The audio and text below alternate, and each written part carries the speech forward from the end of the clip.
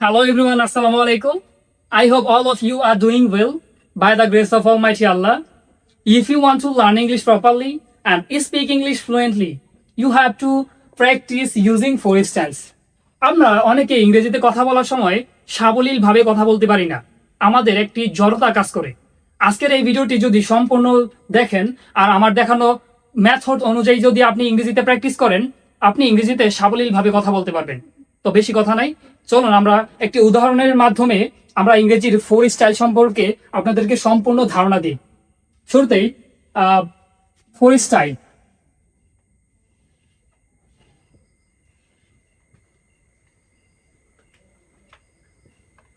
Four styles practice করতে গিয়ে প্রথমেই আপনারা শুনেই বুঝতে পারছেন যে ফোর স্টাইল মানে হচ্ছে চারটি পদ্ধতি। খুবই সহজ সাবলীল ভাবে আমি আপনাদের সামনে প্রেজেন্ট করছি। প্রথমটি হচ্ছে অ্যাফার্মেটিভ, নেগেটিভ, ইন্টারগেটিভ, নেগেটিভ। এই চারটি সেন্টেন্সের মাধ্যমে আপনি প্র্যাকটিস করে সাবলীল ভাবে ইংরেজিতে কথা বলতে পারেন। তো প্রথম পদ্ধতিটি হচ্ছে অ্যাফার্মেটিভ।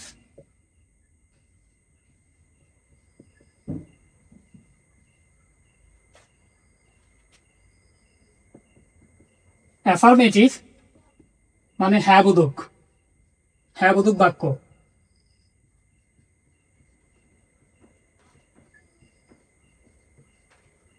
নেগেটিভ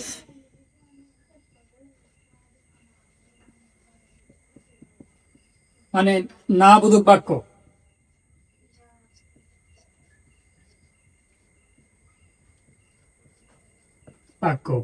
ইন্টারোগেটিভ মানে প্রশ্নবোধক বাক্য।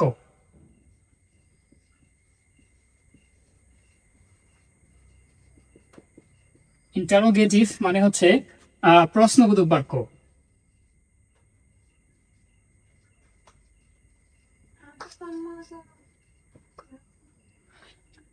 চার নাম্বারটি হচ্ছে ইন্টারোগেটিভ নেগেটিভ, অর্থাৎ প্রশ্নবোধক না বোধক। এই প্রত্যেকটি সেন্টেন্সের প্রত্যেকটি পদ্ধতির আমরা উদাহরণ সহ আমরা সম্পূর্ণ উদাহরণের মাধ্যমে আপনাদেরকে বিষয়টা ক্লিয়ার করে দেব। তো সেই পর্যন্ত আমাদের সাথে থাকুন। পরেরটি হচ্ছে ইন্টারোগেটিভ নেগেটিভ, অর্থাৎ প্রশ্নবোধক না বোধক।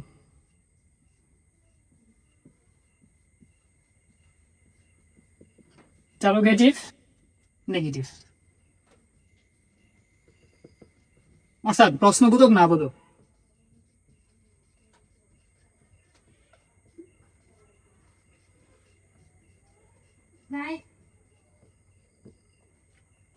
অর্থাৎ আমরা ফোর স্টাইলসে আমরা চার ধরনের বাক্য পেয়েছি, চার ধরনের পদ্ধতি পেয়েছি। প্রথমটি হচ্ছে অ্যাফার্মেটিভ, অর্থাৎ হ্যাঁ বোধক বাক্য, মানে সাধারণ বাক্যগুলা, যেমন আমি খাই, আমি ঘুমাই, আমি যাই, আমি খেলি, আমি নাচি, এই ধরনের বাক্যগুলাকে হ্যাঁ বোধক বাক্য বলে। এবার আসুন নেগেটিভ মানেই আমরা বুঝতে পারি যে না বোধক বাক্য। এই না বোধক বাক্যগুলো কোনগুলো? আমি খাই না, আমি যাই না, আমি নাচি না, আমি হাঁটে না, এই ধরনের বাক্যগুলো, অর্থাৎ যে সকল বাংলা বাক্যের মধ্যে না শব্দটি আছে বা না অর্থ বোঝায়, সেই ধরনের বাক্যগুলোকে না বোধক বাক্য বলা হয়। অর্থাৎ ইংরেজিতে এটাকে বলা হয় নেগেটিভ, অর্থাৎ না বোধক বাক্য। তারপরে আছে ইন্টারোগেটিভ, অর্থাৎ প্রশ্নবোধক। আমরা কখনো কখনো কাউকে প্রশ্ন করি, প্রশ্ন করার আমাদের প্রয়োজন পড়ে। সো এই ভিডিওটি দেখার পরে আপনারা ক্লিয়ার হয়ে যাবেন কিভাবে ফ্লুয়েন্টলি সাবলীল ভাবে একটা মানুষকে আমরা প্রশ্ন করতে পারি।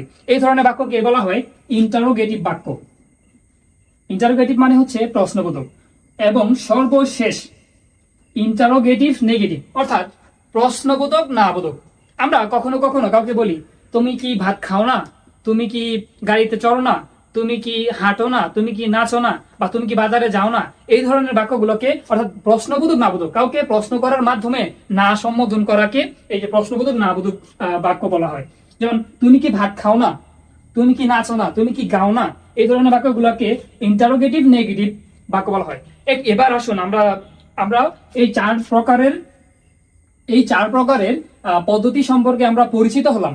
এবার আসুন আমরা এই চার প্রকারের পদ্ধতি দিয়ে কিভাবে আমরা খুব সাবলীল ভাবে সহজ রূপে আমরা ইংরেজিটাকে প্র্যাকটিস করতে পারি, এই ধরনের সেই পদ্ধতিটি এখন আমরা আপনাদের মাঝে দেখাবো বেশ কিছু উদাহরণের মাধ্যমে। কিভাবে প্র্যাকটিস করলে আপনারা খুব সহজ সুচারুরূপে ইংরেজির জড়তা দূর করতে পারেন, এখন আমরা সেই পদ্ধতিগুলোই দেখাবো। অর্থাৎ আপনারা যদি ইংরেজি বেসিক এক সেন্টেন্স নিই, আমরা ধরেন আমরা ইন্টারোগেটিভ প্রেজেন্ট ইনডিফিনিট টেন্সের প্রেজেন্ট ইনডিফিনিট টেন্স দিয়ে যদি আমরা প্র্যাকটিস করি, তাহলে একটা প্রেজেন্ট ইনডিফিনিট টেন্সের একটা বাক্য লিখি, যেমন আই গো টু মার্কেট, আমি বাজারে যাই। এবার এটাকে যদি আমরা নেগেটিভ করি তাহলে হবে I don't go to market, আমি বাজারে যাই না। লিখলাম I don't go to market.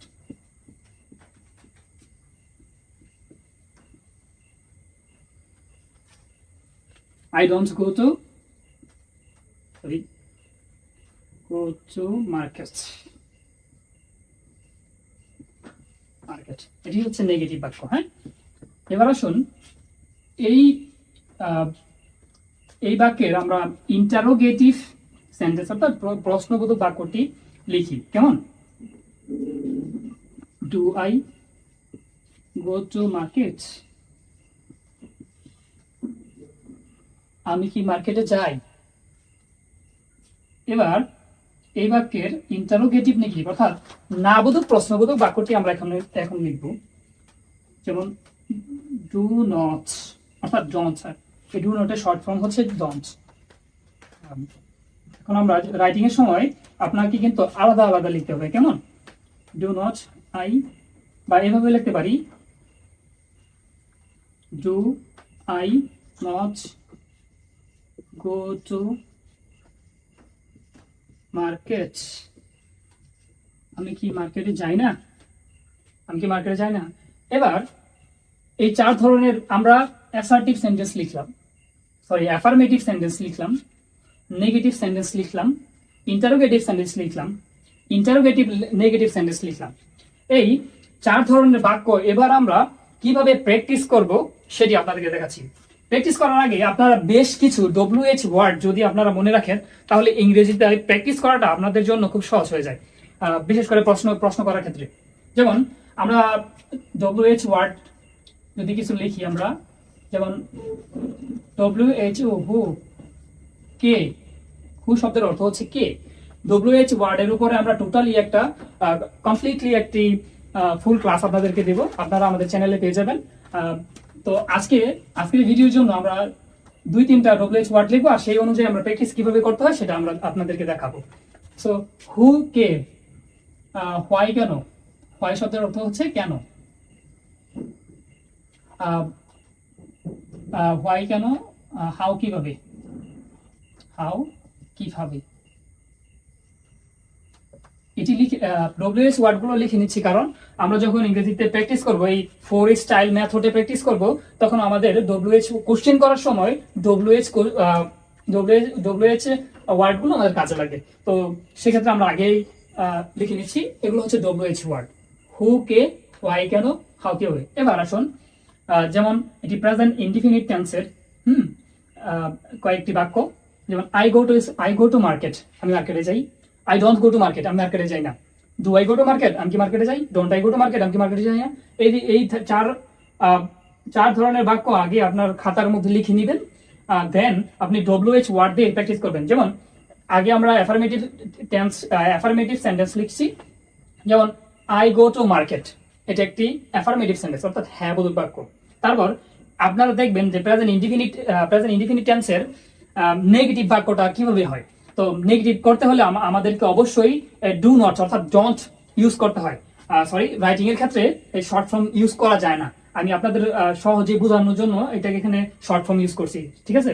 তো আপনারা রাইটিং এর ক্ষেত্রে অবশ্যই চেষ্টা করবেন যাতে ফুল ফর্মটা লেখা যায়। হ্যাঁ, যেমন এখানে আমি ফুল ফর্মটা লিখেছি, আই ডু আই নট, ঠিক আছে? তো সেক্ষেত্রে প্রেজেন্ট ইনডিফিনিট টেন্সের নেগেটিভ করতে হলে আমাদেরকে যেমন ডু ভার বানতে হয়, ঠিক আছে? তো এখানে ডু নট ভার বানতে হয় নেগেটিভ করতে হলে। যেমন আই গো টু মার্কেট, এটা নেগেটিভ ফর্ম হচ্ছে I don't go to market. এটার ইন্টারোগেটিভ সেন্টেন্স হচ্ছে do I go to market, যখন কাউকে আপনি প্রশ্ন করবেন। তারপর ইন্টারোগেটিভ নেগেটিভ সেন্টেন্স হচ্ছে do I not go to market, মানে don't I go to market.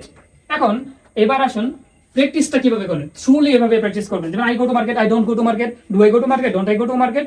এবার যখন আমরা ঠিক এই ইন্টারোগেটিভ সেন্টেন্স গুলো প্র্যাকটিস করবো, অর্থাৎ প্রশ্নবোধক সেন্টেন্স গুলো আমরা প্র্যাকটিস করব, তখন আমরা এই যে ডব্লিউএইচ ওয়ার্ড গুলো টেনে আনবো। কেমন? যেমন do I go to market, আমি কি মার্কেটে যাই? Why do I go to market, কেন আমি মার্কেটে যাই? How do I go to market, কিভাবে আমি মার্কেটে যাই? ঠিক এভাবে ডব্লিউএইচ ওয়ার্ড দিয়ে দিয়ে আপনারা প্র্যাকটিস করবেন। কেমন? তারপর don't I go to market, মানে ডু নট আই মানে ডোন্ট আই, হ্যাঁ, don't I go to market, আমি কি মার্কেটে যাই না? হোয়াই, এই যে হোয়াই মানে হচ্ছে কেন। Don't I go to market, আমি কি মার্কেটে যাই না? Why don't I go to market, কেন আমি মার্কেটে যাই না? How do I go to market, কিভাবে আমি মার্কেটে যাই না? আরো যদি ডব্লিউএইচ ওয়ার্ড এখানে ইউজ করি, হোয়ার আনলাম, ডব্লিউএইচ ওয়ার্ড একটা হোয়ার, এখানে হোয়ার মানে হচ্ছে কোথায়, কোথায়। কেমন? আমরা যদি বলি যে কোথায় আমি মার্কেটে যাই না, হ্যাঁ, তখন সেন্টেন্স গুলো এভাবে হবে, where don't I go to market, কোথায় আমি মার্কেটে যাই না। ঠিক এভাবে যদি আপনারা প্রতিদিন এই 4 স্টাইলস দিয়ে আপনারা ইংরেজি প্র্যাকটিস করেন, আপনাদের ইংলিশের জড়তা ইনশাআল্লাহ থাকবে না। প্রিয় ভাই বোনেরা আমার, প্রতিদিন চেষ্টা করবেন এই যে 4 স্টাইলস দিয়ে প্র্যাকটিস করার জন্য। চলেন, আমরা তো ইনডিফিনিট টেন্স দিয়ে আমরা প্র্যাকটিস করেছি, এখন আমরা মডেলস একটি ভার্ব দিয়ে আপনাদেরকে প্র্যাকটিস করে দেখাচ্ছি। কেমন? এই ডব্লিউএইচ ওয়ার্ড থাকে এখানে। এখন আমরা মডেলস ভার্ব দিয়ে একটি সেন্টেন্স গঠন করে সেটার কিভাবে 4 স্টাইল আপনারা প্র্যাকটিস করবেন সেটাই দেখাচ্ছি। হ্যাঁ, প্রত্যেকটি টেন্স, প্রত্যেকটি মডেলস বা প্রত্যেকটি সেন্টেন্স আপনারা কিন্তু এই 4 স্টাইলের মাধ্যমে প্র্যাকটিস করতে পারেন। কেমন? যেমন I can read the book, আমি বইটি পড়তে পারি। কেমন? যেমন ক্যান একটা মডেলস ভার্ব, ঠিক আছে, মডেল ভার্বের পরে সবসময় ভার্বের ওয়ান হয়। হ্যাঁ, I can read the book, আমি বইটি পড়তে পারি। এই ক্যানকে যদি আমরা নেগেটিভ করতে হয় তাহলে আই কান্ট হবে, হ্যাঁ, ক্যান নট। আমরা এটা কিন্তু অ্যাফার্মেটিভ সেন্টেন্স লিখছি। কেমন?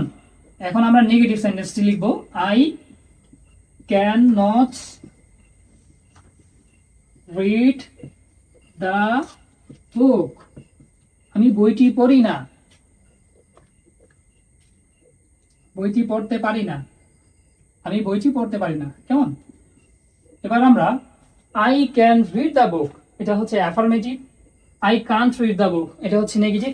এবার আমরা আপনাদেরকে শেখাবো কিভাবে এটা ইন্টারোগেটিভ অর্থাৎ প্রশ্ন কিভাবে করবেন। হ্যাঁ, ইন্টারোগেটিভ সেন্টেন্স কিভাবে তৈরি করবেন। যেমন I can read the book, আমি বইটি পড়তে পারি। I can't read the book, আমি বইটি পড়তে পারি না। এবার আমরা কাউকে যদি প্রশ্ন করি সেটা হবে এরকম যে can I read the book, আমি কি বইটি পড়তে পারি? বা can you read the book, তুমি কি বইটি পড়তে পারো? বা can he read the book, সে কি বইটি পড়তে পারে? তখন এখন যেহেতু আমি বলে সম্বোধন করছি, এখানে আই, তাহলে আমরা আই ইউজ করব, আমি বলে সম্বোধন করে কোশ্চেনটি করব, can I read the book, আমি কি বইটি পড়তে পারি? এবার আসুন interrogative negative, Kant I read the book, আমি কি বইটি পড়তে পারি না। এখানে can I read the book, আমি কি বইটি পড়তে পারি। আর ইন্টারোগেটিভ নেগেটিভ হবে Kant I read the book, আমি কি বইটি পড়তে পারি না। এটি হচ্ছে অ্যাফার্মেটিভ নেগেটিভ, ইন্টারোগেটিভ নেগেটিভ। তারপর আমরা আপনাদেরকে দেখাবো ডব্লিউএইচ কোশ্চেন দিয়ে কিভাবে, ডব্লিউএইচ ওয়ার্ড দিয়ে কিভাবে আপনারা প্র্যাকটিস করতে পারবেন। কেমন? Can I not